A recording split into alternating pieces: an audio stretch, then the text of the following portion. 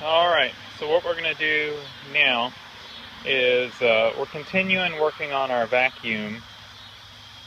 We're going to kind of trace down some of these vacuum lines that are on here. This thing has got a crazy amount of vacuum lines, and we're going to try to sort out some of them. Some of them have been bypassed, some of them are probably not hooked up correctly, so we're just going to kind of make sense on what's here, and if everything's hooked up, what's been bypassed, etc. Like this vacuum amplifier has been bypassed. So I've got some vacuum line I had left over. I redid the ones in the truck. So I've got some in here that were left over. I don't know if that's enough, but any that look bad we'll replace. And I did get a vacuum diagram. There's supposedly normally one on these things, but I don't know if this one got peeled off or what, but there's not one on the vehicle that I have found. So we've got two. We've got the original, then on post on superturbodiesel.com I found this one, and this guy, he made recommendations.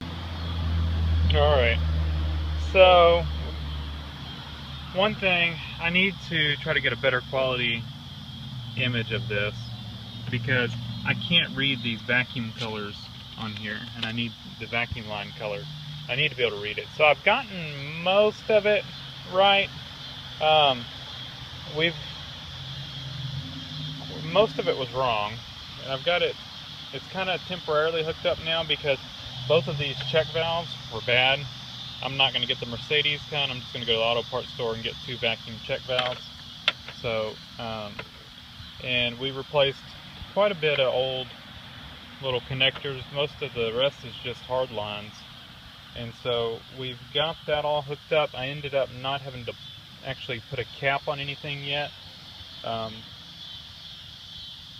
We've got it pretty well done. Any ones that aren't hooked up are actually just not being used.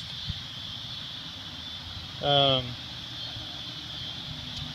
yeah, it's like I said, it's pretty decent in how it's hooked up right now. We've got 2, well,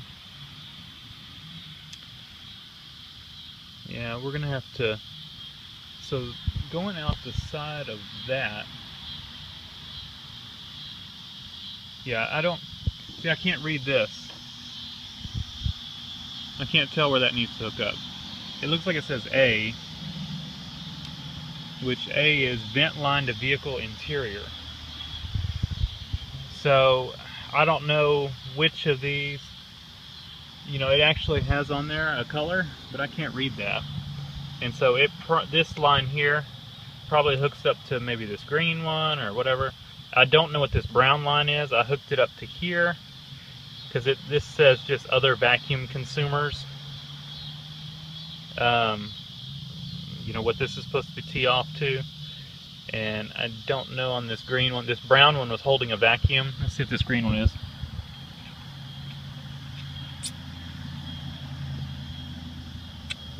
That green one is too. So I can probably tee off and go to that. I think I'll throw this tee in there and go to those 2 and hook them up to there, and because they're both holding vacuum. We'll see if that works. What's also I don't see on here is the fuel shutoff. I don't see it diagrammed on here. So it's hooked up to a line, and I left it hooked up to what it was hooked up to. I have no idea if that's the right line. So let me put that T in there, and we'll see. Then I'm going to have to see if I can get a better diagram. So got that hooked up, and I don't know where the tank is either.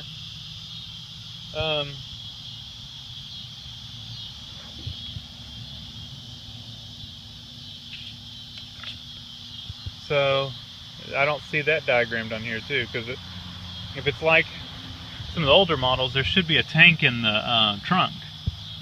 I guess we can go look.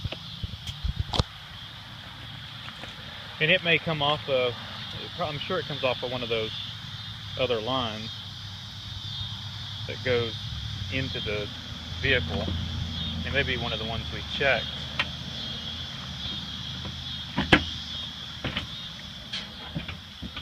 Yeah, there's the tank right up here. And it's got a yellow line hooked up to it. So it probably is hooked in with the door locks. And I just about guarantee you that line's not going to hold a vacuum.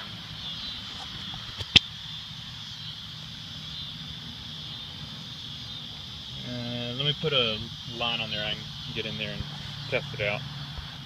So that one, I do have a vacuum pump. It's out at the shop. What I'm doing is just a quick and dirty test. I'm just sucking on the lines, and then I put my tongue over the end of the hose to see if it'll hold the suction against my tongue. This one will not. And so this line, and what I'll have to do is just test these. There's two yellows. I'll test them individually. I'm guessing one of them probably goes to the tank and one of them's to the door locks. But for now, we'll just leave that disconnected. We've got most everything else connected. I think, from what I can tell from the diagram, except for the emission controls, it still looks like a spaghetti mess. But I'm not going to clean things up yet. I'm just going to leave it hooked up like it is. But yeah, we've got this hooked back up. I tested the vacuum going in here, and it holds a vacuum, so I think this thing's good.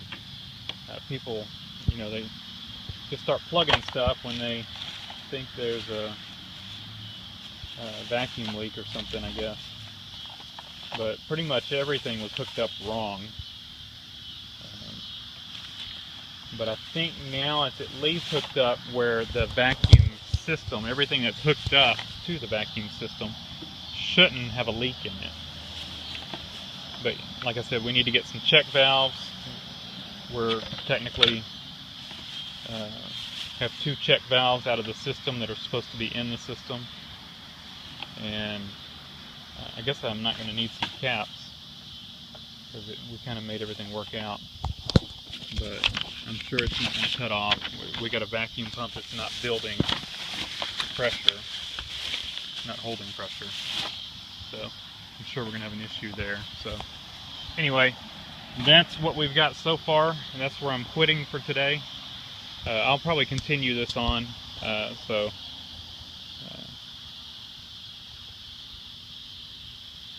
add on to this video.